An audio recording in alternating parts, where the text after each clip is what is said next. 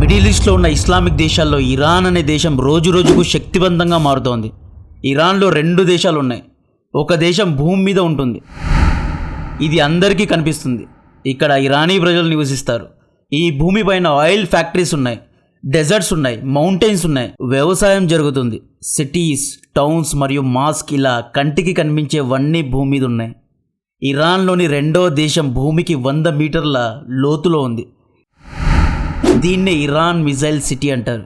ఇక్కడ కనిపించే జాగ్రోస్ అనే కొండల కింద 100 మీటర్ల లోతులో ఈ సిటీ ఉంది. ఇది కంటికి కనిపించదు. శత్రువులు దీనిపైన అటాక్ చేయలేరు. ఇక్కడ సామాన్య ప్రజలు ఉండరు. ఇక్కడ బ్యాలిస్టిక్ హైపర్సోనిక్ మిజైల్స్ ఉంటాయి, వార్ డ్రోన్స్ ఉంటాయి. వార్ డ్రోన్స్ను ఇక్కడే మ్యానుఫ్యాక్చర్ చేస్తారు. ఇరాన్ మిలిటరీ జనరల్స్ ఉంటారు. ఇక్కడే ఇరాన్ న్యూక్లియర్ టెస్టులు జరుపుతూ ఉంటుంది. Iran's underground missile bases, also called missile cities, were built hundreds of meters below ground. These undercities manufacture ballistic and cruise missiles.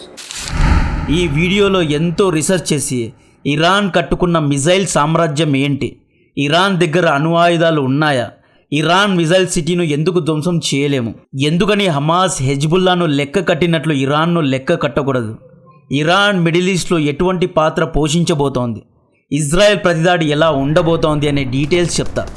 Video reach కోసం దయచేసి like and subscribe చేయండి. మొదటగా October 5 సాయంత్రం ఇరాన్ అణు పరీక్ష చేసిందా లేదా అనేది డిస్కస్ చేద్దాం. అక్టోబర్ 1 రోజు ఇరాన్ ద్వారా 180 మిజైల్స్ ఇజ్రాయెల్ పైన హిట్ అయ్యాయి. ఈ విషయం అందరికీ తెలుసు. దీనికి ప్రతీకారంగా ఇజ్రాయెల్ ప్రతిదాడి అక్టోబర్ 6 లేదా అక్టోబర్ 8లో ఉండాలి. ఇజ్రాయెల్ ఇరాన్ యొక్క న్యూక్లియర్ ఫెసిలిటీస్ పైన లేదా ఇరాన్ యొక్క ఆయిల్ ఫీల్డ్స్ పైన దాడి చేస్తుంది అనేది ప్రైమరీ ఇన్ఫర్మేషన్. ఇక్కడే ఇరాన్ ఒక సైకలాజికల్ గేమ్ ఆడింది. అక్టోబర్ 5 రోజు ఈ మ్యాప్లో కనిపిస్తున్న సెమ్నాన్ ప్రావిన్స్లోని ఆర్దాన్ అనే సిటీ యొక్క అండర్ గ్రౌండ్లో ఒక పెద్ద శబ్దం వినిపించింది. భూమి 4.7 మ్యాగ్నిట్యూడ్లో షేక్ అయింది. భూమి కింద రిస్టర్ స్కేల్లో 4.7 మ్యాగ్నిట్యూడ్ ఎర్త్క్వేక్ రికార్డ్ అయింది. అట్ ద సేమ్ టైం భూమికి 10 మీటర్ల లోతు వరకు ఈ వైబ్రేషన్స్ రికార్డ్ అయ్యాయి.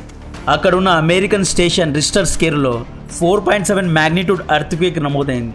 ఇరాన్లో ఎర్త్క్వేక్ రావడం సాధారణమే, కానీ ఇజ్రాయెల్ ఇరాన్ పైన అటాక్ చేయబోతోంది అనే జియో పొలిటికల్ టెన్షన్స్లో యుద్ధ సమయంలో ఇలాంటి ఎర్త్క్వేక్ అనేది, అది కూడా అండర్ గ్రౌండ్లో రావడం అనేది సర్ప్రైజింగ్గా అనిపించింది.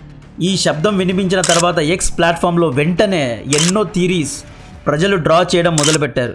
ఒక థీరీ అయితే 2016లో నార్త్ కొరియా న్యూక్లియర్ టెస్ట్ చేసినప్పుడు కూడా ఇంత మ్యాగ్నిట్యూడ్లో ఎర్త్క్వేక్ వచ్చింది అన్నారు. ఇరాన్ నార్త్ కొరియా జిగిరి దోస్తులు కాబట్టి నార్త్ కొరియా ద్వారా ఇరాన్ టెస్ట్ చేసి ఉండొచ్చు అని కొంతమంది చెప్పారు.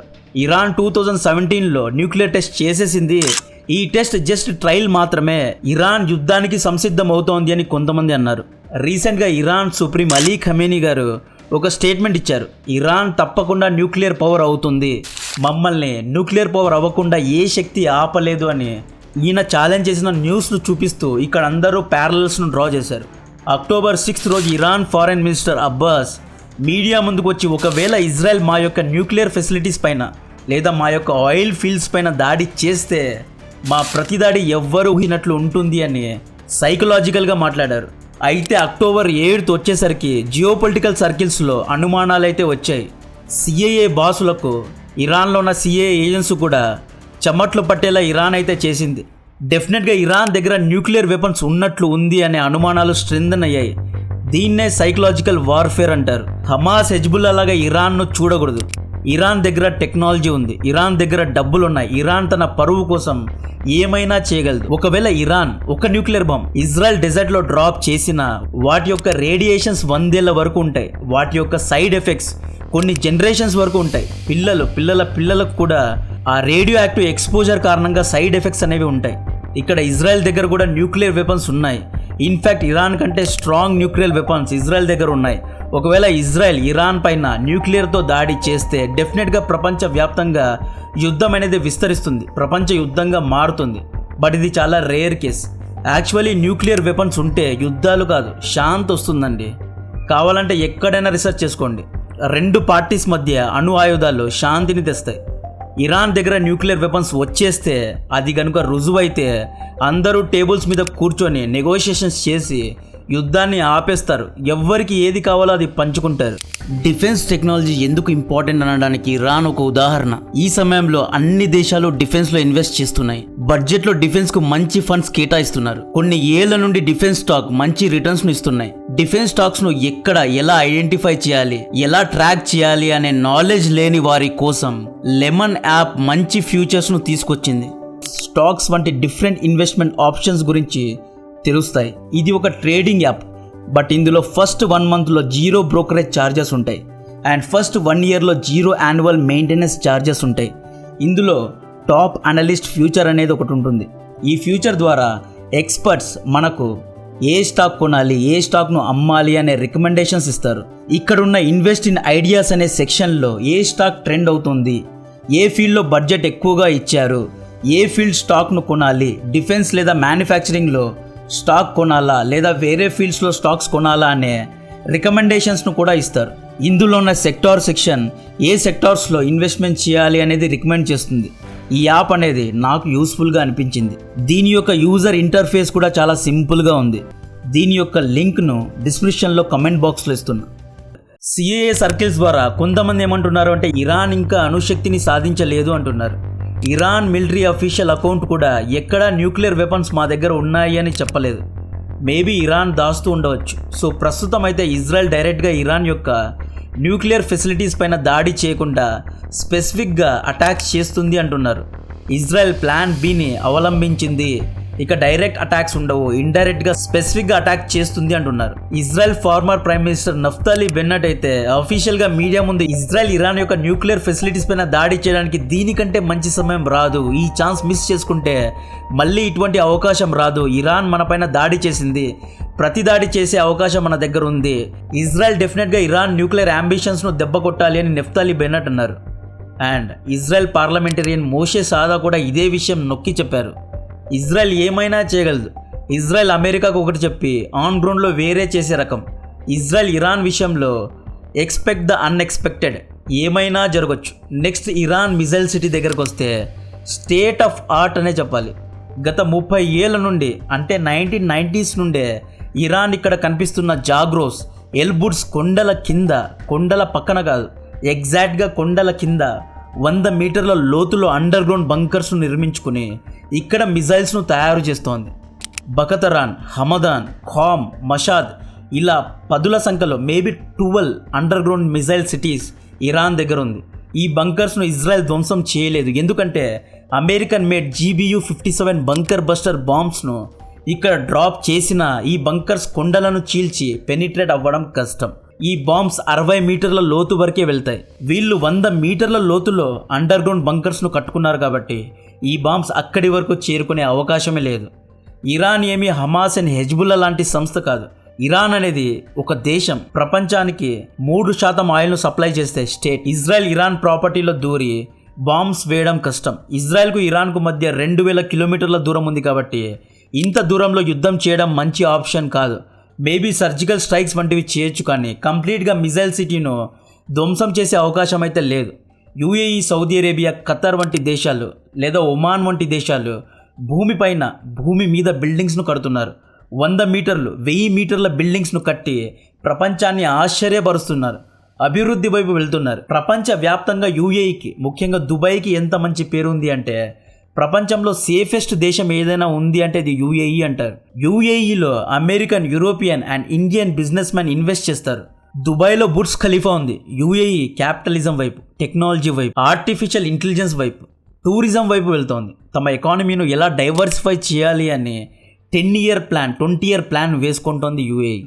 కానీ ఇరాన్ భూమి కింద బంకర్స్, మిజైల్ సిటీస్ను కట్టుకొని ఆర్థిక ఇబ్బందుల్లో కూరుకుపోయింది. ఎవరినో ఏమో చేయాలి అని యాక్సిస్ ఆఫ్ రెసిస్టెన్స్ను స్థాపించి వేరే విధంగా పేరు సంపాదిస్తోంది. సౌదీ, యుఏఈ, ఒమాన్, ఖతార్ వంటి దేశాలు యాక్సిస్ ఆఫ్ డెవలప్మెంట్ వైపు వెళ్తూ ఉంటే ఇరాన్ మాత్రం హమాస్, హెజ్బుల్లా, హౌతీకు ఫండింగ్ చేస్తూ యాక్సిస్ ఆఫ్ రెసిస్టెన్స్ వైపు వెళ్తోంది. ఈ మిజైల్ సిటీస్లో బ్యాలిస్టిక్ మిజైల్స్, హైపర్సోనిక్ మిజైల్స్ ఉన్నాయి. ఈ అండర్ గ్రౌండ్లోనే ఇరాన్ న్యూక్లియర్ టెస్టులు చేస్తూ ఉంటుంది. ఇక్కడే న్యూక్లియర్ ఎన్రిచ్మెంట్ కూడా జరుగుతుంది. ఈ మిజైల్ సిటీస్లోనే ఇరాన్ అడ్వాన్స్డ్ డ్రోన్స్ను తయారు చేసి ప్రపంచ దేశాలకు ఎక్స్పోర్ట్ కూడా చేస్తోంది. ఇరానియన్ డ్రోన్స్ రష్యాలో కూడా వాడబడ్డాయి. మొన్న ఇజ్రాయెల్ పైన వేసిన 180 మిజైల్స్ ఈ అండర్ గ్రౌండ్ ఫెసిలిటీస్ నుండే వేయబడ్డాయి. ఈ అండర్ గ్రౌండ్ బంకర్స్లోనే ఇరాన్ కమాన్ 22 అనే ఒక భయంకరమైన డ్రోన్ను తయారు చేస్తుంది. ఈ డ్రోన్ను స్పెషల్గా ఇజ్రాయెల్ పైన దాడి చేయడానికే తయారు చేస్తున్నారు. ఇది దాదాపు 2500 కిలోమీటర్ల వరకు ట్రావెల్ చేయగలదు. ఇరాన్ పైన ఎప్పటి నుండో వస్తున్న ఆరోపణ ఏంటి అంటే ఇరాన్ ఇవే డ్రోన్స్ ద్వారా సౌదీ అరేబియా యొక్క ఆయిల్ రిఫైనరీ ప్లాంట్ పైన దాడి చేసింది అని. ఇంకొక ఆరోపణ జూలై 2021లో ఇరాన్ ఇవే డ్రోన్స్ అండ్ ఇవే మిజైల్స్ ద్వారా ఒమాన్ యొక్క కమర్షియల్ షిప్ పైన కూడా దాడి చేసింది అని. ఇక్కడ ఇరాన్ ఎందుకు తోటి సున్నీ ఇస్లామిక్ దేశాలపైన దాడి చేస్తోంది అంటే ఇరాన్ మిడిల్ ఈస్ట్లో సూపర్ పవర్ కావాలి అనుకుంటోంది. సౌదీ అరేబియా, యూఏఈ, ఒమాన్ వంటి దేశాలు ఇరాన్కు సపోర్ట్ చేయడం లేదు. ఇవి అమెరికా వైపే ఉన్నాయి కాబట్టి ఇరాన్ వీళ్ళపైన అప్పుడప్పుడు దాడి చేస్తోంది. ఇప్పుడు ఇరాన్ కాన్సన్ట్రేషన్ ఇజ్రాయెల్ పైన ఉంది. ఇజ్రాయెల్ ఇష్యూ కంటే ముందు ఇరాన్ మరియు సౌదీ అరేబియా మిడిల్ ఈస్ట్లో కోల్డ్ వార్ చేసేవారు. అంటే డైరెక్ట్గా కాకుండా ప్రాక్సీస్ ద్వారా యుద్ధాలు చేసుకున్నారు. దాని గురించి డీటెయిల్గా ఇవి ఇక్కడ చెప్పలేను, ఎందుకంటే వీడియోను రెస్ట్రిక్ట్ చేస్తారు. అరబ్ స్ప్రింగ్ అని ఇవన్నీ చాలా సెన్సిటివ్ టాపిక్స్, దీని గురించి పక్కన పెడదాం. బేసికలీ ఇరాన్ ఇక్కడ తన మజిల్ పవర్ కాదు మిజైల్ పవర్ చూపించి మిడిల్ ఈస్ట్లో పవర్ను బ్యాలెన్స్ చేయాలి అని చూస్తోంది. పవర్ బ్యాలెన్స్ అంటే ఒక సైడ్ అమెరికా సపోర్ట్ చేసే ఇజ్రాయెల్ ఉండాలి, ఇంకొక వైపు ఇస్లామిక్ దేశాలకు రిప్రజెంటేటివ్గా ఇరాన్ ఉండాలి అని ఇలా పవర్ బ్యాలెన్స్ చేయాలి అని చూస్తోంది. రేపు మిడిల్ ఈస్ట్లో ఈగ వాలినా అది ఇరాన్ పర్మిషన్తోనే వాలాలి. ఇరాన్ వెనక చైనా, రష్యా ఉన్నారు కాబట్టి ఈ విధంగా ఇరాన్ పవర్ బ్యాలెన్స్ చేయాలి అని చూస్తోంది. పవర్ బ్యాలెన్స్ చేయడానికి ముఖ్యంగా కావాల్సింది న్యూక్లియర్ వెపన్స్. మిడిల్ ఈస్ట్లో ఇప్పటి వరకు ఇజ్రాయెల్ దగ్గర న్యూక్లియర్ వెపన్స్ ఉన్నాయి, ఇంకెవ్వరి దగ్గర లేవు. ఇప్పుడు ఇరాన్ దగ్గర కూడా న్యూక్లియర్ వెపన్స్ ఉన్నాయి అంటున్నారు. ఒకవేళ నిజంగా ఇరాన్ దగ్గర న్యూక్లియర్ వెపన్స్ వచ్చేస్తే పవర్ బ్యాలెన్స్ అవుతుంది, కొంచెం శాంతి కూడా చూడొచ్చు అని చాలామంది చెప్తున్నారు. ఇక్కడే ఒక ట్విస్ట్ ఉంది. మిడిల్ ఈస్ట్లో 90% సున్నీ ముస్లిమ్స్ ఉన్నారు. యూదులు, షియా ముస్లిమ్స్ మిడిల్ ఈస్ట్లో పవర్ను బ్యాలెన్స్ చేస్తే సౌదీ ఊరికే ఉంటుందా? సున్నీ ముస్లిమ్స్ ఊరికే ఉంటారా? ఊరికే ఉండరు. సౌదీ అరేబియా అమెరికా సహాయంతో న్యూక్లియర్ వెపన్స్ టెస్ట్ చేసి 1 మంత్లో టెస్ట్ చేసి న్యూక్లియర్ పవర్ అవుతుంది. ఎస్, మేము కూడా న్యూక్లియర్ పవర్ సాధించాము అని సౌదీ అరేబియా ప్రకటిస్తుంది. ఒకవేళ సౌదీ అరేబియాకు అమెరికా సహాయం చేయలేదు అంటే రష్యా దగ్గరికి వెళ్తుంది. ఒకవేళ సౌదీ అరేబియా రష్యా కాంపౌండ్లో వెళ్ళిపోతే రష్యా అండ్ చైనా మిడిల్ ఈస్ట్ను ఏలుతారు. ప్రస్తుతం మిడిల్ ఈస్ట్లో సిచ్యువేషన్ చాలా క్రిటికల్గా ఉంది, బ్రేకింగ్ పాయింట్లో ఉంది. మిడిల్ ఈస్ట్ మొత్తాన్ని రష్యాకు, చైనాకు అప్పజెప్పే కంటే ఇరాన్ను ఆర్థికంగా నాశనం చేయడమే ఈజీ కాబట్టి అమెరికా ఇరాన్ పైన ఇన్ని రోజులు ఆర్థిక నిబంధనలు వేస్తోంది. ఇరాన్ దగ్గర న్యూక్లియర్ వెపన్స్ వచ్చేస్తే ఇజ్రాయెల్తో పాటు సౌదీ అరేబియా కూడా బాధపడుతుంది. వీటన్నిటి మధ్యలో టర్కీ కూడా మేము ఇస్లామిక్ దేశాలకు నాయకత్వం వహిస్తాము అని మొన్నటి వరకు చెప్పింది. కానీ టర్కీకి ఒకప్పుడు ఒట్టోమన్ రాజ్యంలో, ఇప్పుడు వీళ్లకు ఎవరు రెస్పాండ్ అవ్వరు. నెక్స్ట్ ఖతార్ గురించి చెప్పాలి, ఇది చాలా ఇంపార్టెంట్. ఖతార్ కూడా ఇస్లామిక్ దేశాలకు పెద్దన్న అవ్వాలి అని చూస్తోంది. ప్రపంచవ్యాప్తంగా మీడియా ద్వారా, అల్ జజీరా ద్వారా ఈ కంప్లీట్ పాలస్తీనా మూమెంట్ యొక్క నేరేటివ్ను బిల్డ్ చేసింది ఖతారే. దీనికి ఖతార్కి 100 మార్క్స్ ఇవ్వాలి. ఖతార్ దగ్గర డబ్బులు ఉన్నాయి. బట్ ఖతార్ బాధ ఏంటి అంటే ఇజ్రాయెల్ను తగ్గించే లేదా ఓడించే క్రెడిట్ మొత్తం ఇరాన్ తీసుకువెళ్ళడం ఖతార్కు ఇష్టం లేదు. ఇక్కడ మిడిల్ ఈస్ట్ అనే ఒక రాజ్యానికి రాజు అవ్వడానికి అంటే క్రౌన్ కోసం ఎంతోమంది కొట్లాడుతున్నారు. వీటన్నిటి యొక్క అమాల్గమేషన్లో ఇరాన్ చేసిన మంచి పని, స్ట్రాటజిక్ పని, మిలిటరీ సామర్థ్యాన్ని పెంచుకోవడం. ఇప్పుడు ఇరాన్ మిజైల్స్ను తయారు చేస్తోంది, న్యూక్లియర్ వెపన్స్ను ఎన్రిచ్ చేస్తోంది, డ్రోన్స్ను తయారు చేస్తోంది. ఇవన్నీ సౌదీ అరేబియా లేదా ఖతార్ చేయడం లేదు. So military advancement point of వ్యూలో ఇరాన్ మొదటి స్థానంలో ఉంది.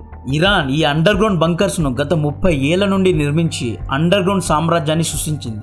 అయితే ఇజ్రాయెల్ దగ్గర సర్ప్రైజెస్ చాలా ఉన్నాయి. పేజర్ ద్వారా కూడా బ్లాస్ట్ జరుగుతుందని బహుశా ఎవ్వరూ ఊహించుండరు. మిజైల్ సిటీలో కూడా ఇలాంటి సైబర్ అటాక్స్ లేదా వైరస్ ద్వారా బ్లాస్ట్ జరిపి ఇజ్రాయెల్ మిజైల్ సిటీని కూడా ధ్వంసం చేసినా చేయగలదు. ఇందులో ఆశ్చర్యం లేదు. Finally Israel defence minister Yoav Gallant అఫీషియల్గా ఒక స్టేట్మెంట్ ఇచ్చారు. నిన్న ఇచ్చారనుకుంటా. ఈయన ఏమన్నారు అంటే we will definitely attack Iran systematically అని స్పెసిఫికలీ అని ఈయన అఫీషియల్గా స్టేట్మెంట్ ఇచ్చారు. నిన్న బెంజమిన్ నెతన్యాహు బైడెన్తో ఫోన్లో మాట్లాడారు. ఇప్పుడు ఇజ్రాయెల్ పార్లమెంట్లో మీటింగ్ జరుగుతోంది. ఒకవేళ రేపు లేదా మర్నాడు ఇజ్రాయెల్ ఇరాన్ పైన దాడి చేస్తే ఇరాన్ ప్రతిదాడిగా ఈసారి 5000 మిజైల్స్తో ఇజ్రాయెల్ పైన దాడి చేస్తాము అని ఇరాన్ డిఫెన్స్ డిపార్ట్మెంట్ అఫీషియల్గా ప్రకటించింది. అయితే ఇరాన్ దగ్గర 5000 మిజైల్స్ కూడా రెడీగా ఉన్నాయి అని తెలుస్తోంది. ఇప్పటి వరకు ఉన్న వార్ స్టేటస్ ఇది. దీని గురించిన మరిన్ని డీటెయిల్స్ ఇస్తూనే ఉంటా. కాంటెంట్ నచ్చితే వీడియోను లైక్ చేయండి, ఛానల్ను సబ్స్క్రైబ్ చేసి అందరికీ షేర్ చేయండి. జై హింద్.